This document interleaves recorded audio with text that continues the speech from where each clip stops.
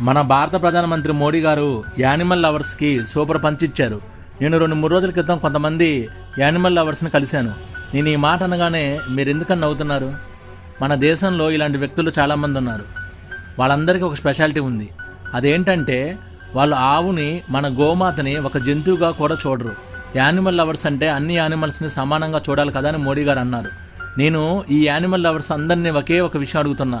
ఈ so-called animal lovers అందరూ రాత్రి అయితే చికెను, మటను, ఫిష్, రొయ్యలు, పీతలు మొత్తం తింటారు. పొద్దున్నే లేచి మీ యానిమల్ లవర్స్ అని ప్రొటెస్ట్ చేస్తారు. సుప్రీంకోర్టు వీధి కుక్కల గురించి ఏదో తీర్పిచ్చిందని గోలగోల చేశారు. మీకు జంతువులు అంటే అంత ప్రేమ ఉంటే అసలు నాన్ వెజ్ అనేది తినకూడదు. ఈ యానిమల్స్ లవర్స్ అందరూ దేశంలో నాన్ వెజ్ బ్యాన్ చేయాలని ప్రొటెస్ట్ చేయండి. సుప్రీంకోర్టులో కేసు వేయండి. మీ దృష్టిలో కుక్కలు మాత్రం యానిమల్సా? మిగతా యానిమల్స్ కాదా? వీధిలో తిరిగే కుక్కల మీద అంత ప్రేమ ఉన్న మీకు అదే వీధిలో ఉండే ఆవుల మీద, మిగతా జంతువుల మీద అంత ప్రేమ ఎందుకు లేదు? యానిమల్స్ లవర్స్ అంటే అన్ని